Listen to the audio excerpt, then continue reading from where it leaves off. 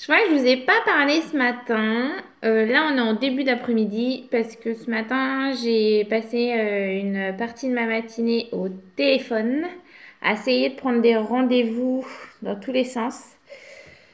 Je vous cache pas que c'est laborieux. Et après, j'ai dû aller faire les courses parce qu'il y avait vraiment plus rien. C'est vraiment plus rien. Là, on est allé vraiment sur les bouts. Enfin, il n'y avait même plus de réserve. On était au fond des paquets. On était vraiment... Voilà, il était vraiment temps que je retourne faire les commissions. Donc ça, c'est chose faite. Je suis tranquille pour la semaine. Le week-end, on verra ce que ça va donner. En fait, je voulais parler avec vous du sujet que j'ai commencé à en parler vite fait, sans vraiment dire de ce que c'était il y a 2 jours de ça, il me semble, 2-3 jours. Sauf que là, ça fait 2 jours que ça me mine énormément. Enfin, déjà, en fait, ça fait 15 jours que j'ai la tête qui explose. Et voilà, dès que ça touche nos enfants, en fait, dès que nos enfants sont hors case, on rentre dans un monde inconnu et dans un monde de solitude. Vraiment. Je vais vous expliquer un peu plus sans nommer l'enfant pour la confidentialité et puis pour son respect. Donc en fait, on a un enfant dans la fratrie qui est dyslexique. Mais pas que. Donc en fait, cet enfant est multi-10. Donc ça veut dire qu'il a 3 10 différents. On était au courant parce qu'il y a des séances d'orthophonie depuis le CE1. Ouais, c'est ça. Pardon. Mais voilà, on savait que c'était une dyslexie. On avait mis un suivi, un PAP en place aussi. Il y avait, selon certaines années, le RAZ qui venait aider aussi, en plus. Donc, le RAZ, en fait, ce sont des personnes qui viennent sur les écoles, qui prennent un petit groupe d'enfants et qui les font travailler sur là où ils réussissent le moins. Donc ça peut être des maths, ça peut être du français. C'est essentiellement, voilà, maths et français au niveau des matières. Hein, on n'évoque pas histoire, géo, non, pas encore, en primaire, parce que nous, c'est en primaire. Donc on avait mis les choses en place, un PAP avec un temps aménagé, pas de chronomètre lors des dictées, des dictées à trous, moins apprendre de mots, éviter de trop écrire parce que c'est compliqué. Et voilà pour les grandes lignes. Donc les choses tenaient, on va dire. Les choses tenaient, sauf que cette année, les choses tiennent moins. C'est beaucoup plus difficile pour l'enfant de suivre. Il y a un ras-le-bol qui s'installe, ce que je peux complètement comprendre. Et en fait, c'est surtout que on vient d'apprendre. Alors c'est là où je suis un peu fâchée, parce que on adore notre orthophoniste, hein, c'est vraiment pas un problème, mais je pense que je sais pas si c'est les orthophonistes qui procèdent comme ça à à dire, mais sans entièrement dire, j'ai l'impression, aux parents, pour pas trop les effrayer. Mais voilà, il a fallu finalement que ce soit l'enseignante qui est l'orthophoniste au téléphone, parce qu'on a fait une petite pause au niveau de l'orthophonie, parce qu'elle avait vraiment très très très marre. Mais là qu'on remet en place tout de suite, parce qu'elle avait vraiment besoin. Et c'est suite à cet appel téléphonique que nous avons appris qu'elle était dyslexique sévère. Et bah, comment vous dire que ça a été la douche froide, mais alors vraiment glaciale, et en même temps mélangée avec de la grande colère, parce qu'on donne tout pour cet enfant, on fait tout pour que cet enfant réussisse le mieux, mais finalement on nous cache la vérité, et franchement j'aurais su plus tôt que c'était une dyslexie sévère. Il y a plein de choses qu'on aurait fait différemment. Mais bon, on peut pas rattraper le passé, faut avancer. Et en fait, là, on passe une étape supérieure pour son bien-être, mais qui fait mal vraiment. L'enfant le vit... Les aides mises en place, l'enfant le vit plutôt bien. Cet enfant-là vit plutôt bien. Même s'il y a eu une grande colère à un moment donné, parce qu'on ne savait pas finalement s'il fallait que des aides, s'il fallait évoquer un redoublement. Alors là, ça l'a mis dans une colère monstre, ce qui est normal. En plus, un enfant dyslexique, il faut savoir que c'est d'une hypersensibilité. Donc, la moindre négation, la moindre contrariété fait que l'enfant le prend pour lui comme une attaque, comme si ce qu'il a fait c'était encore nul, c'était encore pas bien, parce que pour lui c'est encore, étant donné que scolairement c'est compliqué, enfin il a l'impression que tout ce qu'il fait il ne réussit pas, donc en fait ce sont des enfants qu'il faut motiver et être tout le temps avec des phrases positives, à lui montrer qu'il peut y arriver, à lui montrer qu'il n'y a pas que lui qui n'y arrive pas à certains moments, selon des exercices ou des choses de sa vie. Voilà. Après, c'est vrai que cet enfant, je pense que la richesse qu'il peut avoir, c'est qu'il est dans une famille donc nombreuse, hein, ça on le sait tous. Mais finalement, ce qui est chouette, c'est parce qu'il est entouré par 5 autres enfants qui sont complètement différents. Pour revenir à mon enfant multidisque, faire voir que dans la fratrie, tout le monde a des facilités dans certains domaines, mais comme tout le monde a des difficultés dans d'autres. Personne n'est parfait et personne ne peut réussir dans tous les domaines. Donc voilà, donc faut rassurer non-stop. Sauf que là, on est en pleine démarche pour un dossier, pour une demande de MDPH. Et bien, comment vous dire que quand on prend ce dossier dans les mains et qu'on voit marqué « Ce formulaire s'adresse à la personne présentant un handicap ». Voilà. Et bien, juste le mot « handicap », et bien, ça fait très mal. Ça fait très mal parce que...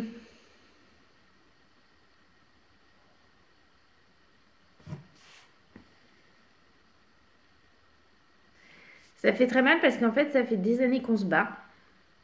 Ça fait des années qu'on est en perpétuelle remise en question pour l'enfant. Nous, en tant que parents, à savoir si on prend toujours les bonnes décisions.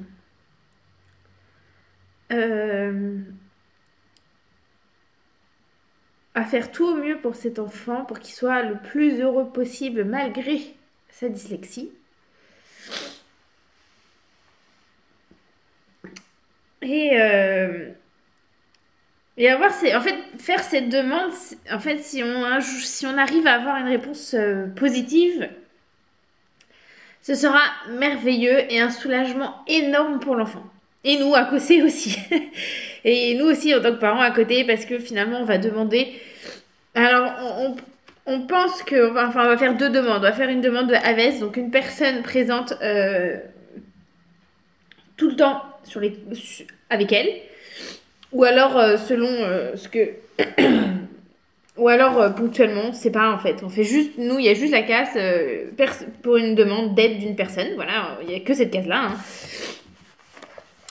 Et nous, l'autre case à laquelle on a coché et qu'on mise vraiment tout, enfin nous en tant que parents, on mise tout. La maîtresse vise un peu plus pour la VS pour le moment, mais voilà, nous on demande vraiment un outil informatique. Voilà, je suis désolée parce que je regarde en même temps le dossier. Nous on demande vraiment un outil informatique qui aidera l'enfant finalement à avoir tous ses cours en clé USB. Parce que bon, là pour le moment c'est le primaire, donc c'est facile parce qu'on a un lien non-stop avec l'enseignante. Donc voilà, dès qu'il y a un problème, l'enseignante met ça quand même sur un site internet aussi. Dès qu'on n'a pas enfin, dès qu'il y a eu un souci le soir, on peut tout de suite rebondir et aller voir l'enseignante le lendemain matin dès 9h pour hop, une petite remise au point ou nous dire juste voilà, fallait pas s'embêter, c'est pas grave, enfin voilà. Tout de suite remettre une petite mise au point avec l'enseignante. Donc c'est facile. En fait, la relation et aider l'enfant dans ces cas-là est facile. Sauf que on pense à cet enfant qui va devoir changer à un moment d'établissement, donc qui devra passer au collège. Et là, on sait très bien déjà de base, un enfant dyslexique, juste avec un petit suivi simple, c'est compliqué. Alors, un enfant avec une dyslexie sévère, qui est multidys, qui a déjà un PAP en place, donc c'est l'aménagement de temps de travail et des conditions de travail. On sait que c'est une bataille, parce que malheureusement, certains profs veulent bien le faire, mais pas d'autres. Mais en fait, si on aurait l'outil informatique, ça oblige tous les professeurs à mettre les cours sur la clé USB qui permet que nous, le soir, en fait, en tant que parents, on puisse complètement avoir l'intégralité du cours. Donc voilà, ça nous permet d'avoir l'échange spontané que là, à l'heure actuelle, on a en primaire avec l'enseignante. Et l'enfant, lui, ça le soulage énormément de ne pas avoir à écrire des pages et des pages à longueur de journée parce qu'il n'est pas capable de les écrire. Et que ça aide aussi l'enfant à mieux faire son travail, c'est plus simple, c'est ludique. Parce que tout ce qui est informatique, pendant le confinement, c'est la seule période de son année scolaire où elle s'est éclatée parce que l'enseignante avait quasiment tout mis en informatique. Donc on s'éclatait et c'est pour ça que maintenant toutes les révisions, quand on a des leçons papier, nous honnêtement on les met de côté et on va directement sur le site que je vous parlais l'autre jour, Logique Éducatif. L'enfant fait ses révisions dessus et c'est plus facile finalement. Voilà, c'est informatique, c'est ludique et ça permet à l'enfant d'enregistrer plus facilement. Mais pour ce dossier-là, il faut pas que remplir des jolies petites cases et des jolies petites encadrées où on écrit notre nom et notre prénom. Pas du tout. Il faut que on a besoin des documents. En fait, l'enseignante fait un rapport, nous les parents on fait un rapport, l'orthophoniste fait un rapport, le médecin généraliste fait un rapport. Et on me dit bien que c'est 6 mois d'attente pour avoir une réponse à cette petite chose. Et que les réponses négatives, elles, arrivent beaucoup plus vite que les réponses positives, bien évidemment. Mais hier, donc j'ai passé toute mon après-midi à essayer de trouver des solutions pour remplir au mieux ce dossier parce qu'on sait très bien que s'il est mal rempli, si c'est pas assez convaincant en fait, il est rejeté. Parce que ce qui me fout les nerfs en fait, ce qui me fout vraiment les nerfs, c'est que nous on fait ce dossier-là, on se démène pour l'enfant, parents, enseignants, orthophonistes, médecins, frères et sœurs, tout le monde en fait se démène pour l'enfant et ça va être des gens qui vont juger un dossier papier, un numéro. Donc en fait c'est des gens, ils vont être sur leur bureau, ils vont prendre le dossier 180 gna et ils vont juger juste avec ce qu'il y aura écrit dessus. Mais en fait ça me tue.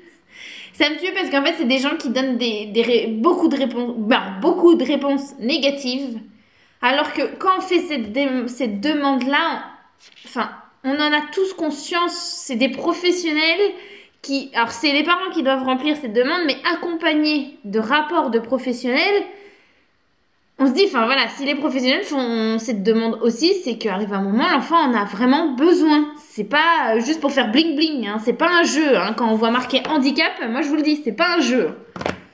Donc voilà, donc je suis désolée d'être fâchée aujourd'hui, je suis désolée, ça c'est pas un vlogmas très Noël.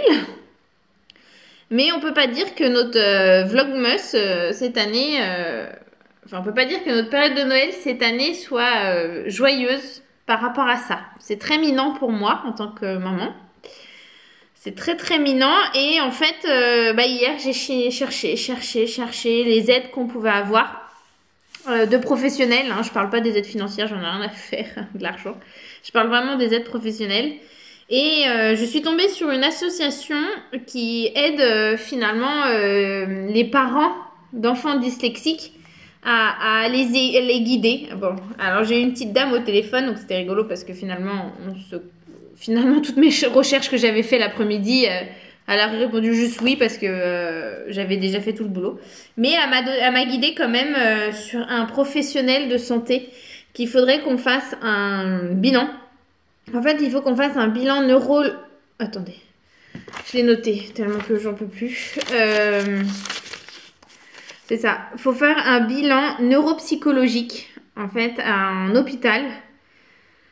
Donc, il faut joindre ce bilan-là au dossier. Idéalement, il faut joindre un bilan ergothérapeute aussi, avec un ergothérapeute.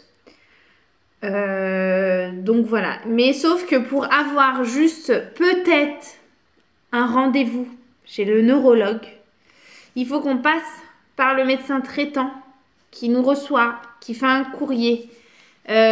Pourquoi finalement on veut aller voir le neurologue, enfin qui écrit qui remplit ça, qui après faut envoyer au service de neurologie et seulement là ils nous répondent en gros si oui on a le droit à un rendez-vous ou sinon non. Alors en fait en gros si eux nous disent non, c'est très compliqué pour avoir une demande positive après au MDPH. Et en fait, et que ça prend des mois, bien sûr, à avoir des rendez-vous. Donc, par exemple, juste mon médecin généraliste, j'ai rendez-vous dans un mois. On est content. Et le service de neurologie, j'ai essayé 10 fois ce matin de les appeler. Il y a une personne qui m'a répondu. Voilà. Donc, et à côté de ça, on a un autre enfant qui doit faire aussi des bilans psychomoteurs et chez un ergothérapeute aussi. Comme fait exprès, il n'y en a pas que un où c'est compliqué. On en a un deuxième qui s'incruste. C'est pas grave, on va se démener tout autant, hein, pas plus un que l'autre, mais pour le moment, le dossier le plus compliqué à faire est vraiment pour notre aîné, notre enfant qui a besoin de ce dossier de MDPH. Donc voilà. En fait, voilà, je partage ça avec vous aujourd'hui parce que finalement, ça fait partie de notre vie. Ça fait partie de notre rôle de parent aussi, d'être là, coûte que coûte pour son enfant. Mais en fait, c'est vraiment un monde à part. Enfin, on est vraiment seul au monde.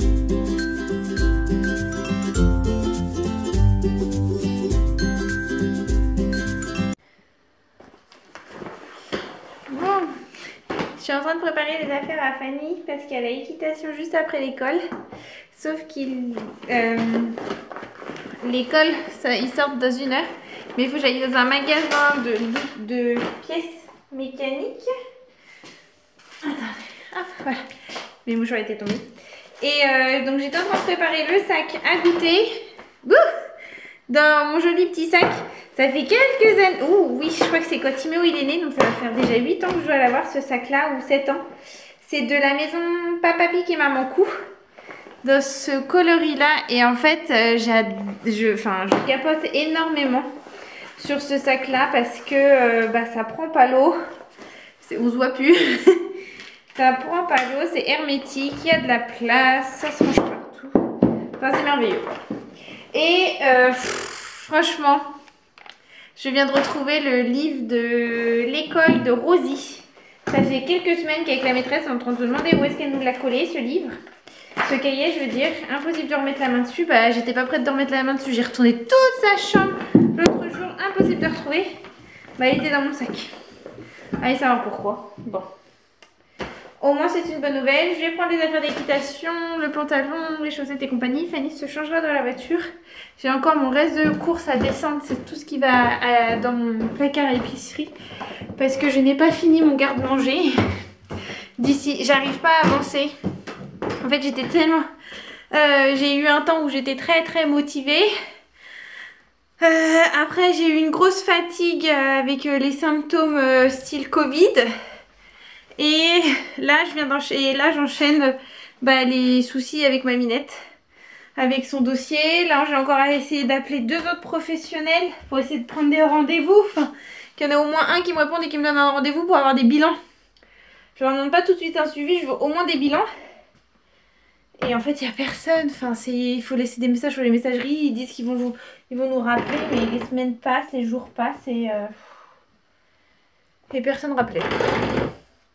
Mais bon. Donc c'est un peu saoulant, c'est un peu minant. On se demande quand est-ce que les choses vont pouvoir avancer. Et qu'on puisse déposer ce dossier, même si je sais qu'on n'est pas prête de le déposer. Vu que j'ai rendez-vous chez le médecin que dans un mois. Donc voilà. Surtout que je prenais aussi des rendez-vous pour mon deuxième loulou qui a des soucis d'écriture qui... en fait ce qui me rassure c'est que jeudi on fait le bilan orthophonique pour 3 enfants. Oui parce que bon, j'ai pas qu'une multidisque quoi, comme je vous disais, j'en ai un deuxième mais j'en ai un troisième qui finit ses séances quoi. Après il faut savoir que la dyslexie c'est génétique. En fait la dyslexie c'est reconnu, c'est génétique. Malheureusement nous sommes un couple 10. Donc on sait de quoi on parle, on connaît les sujets et mais voilà, j'en parlerai plus tard.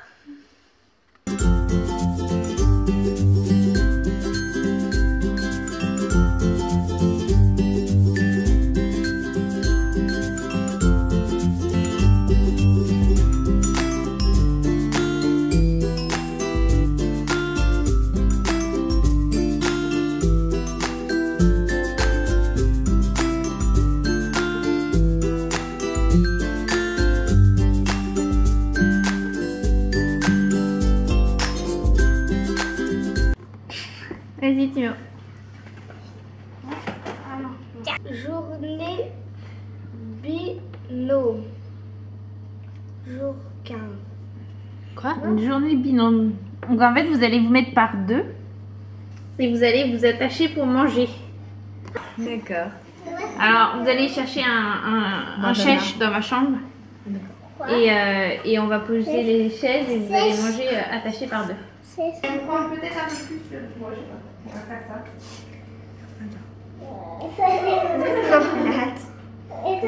Déjà une main c'est galère hein. Parce que ta soeur te donne pas de coup de main. C'est pas moi, elle veut pas. J'ai rien dit. Oui, elle a rien dit, je veux dire. Oui, mais. Non, attends, tu m'as dit là. Oui, tire. Voilà. Voilà. Voilà les filles. Eh tchuss les filles. Attends, Dina, Théo, Wendy. Oh non, c'est l'autre sens. Oui, bah tu vas là. Non, je vais. Bah il se débrouille aussi. Attends, mets ton coude dans le bon. Ouais, on sait faire. Voilà. Ah la preuve ouais. Mais non mais tourne. Je sais pas couper. Ah oui, on peut s'enlever la lasagne.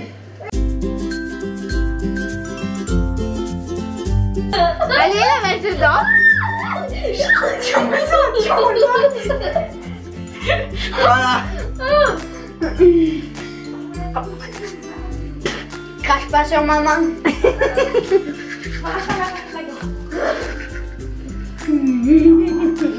Les filles. Je fais mon sac. Alors, moi j'ai pas faim.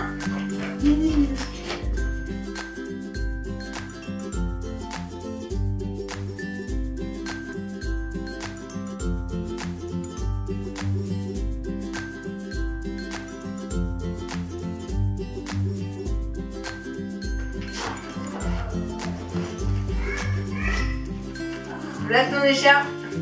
Alors, c'est comment? Mais ça va. Pas trop. So là C'était un là. peu énervant à des moments. Pourquoi? Parce qu'il fallait par exemple à table, hop, Comme je mangeais le vrai snack du lundi. Qu'est-ce que vous en avez pensé les filles du jeu? Ça met sur Trop bien! Et en plus, on l'a bien reçu.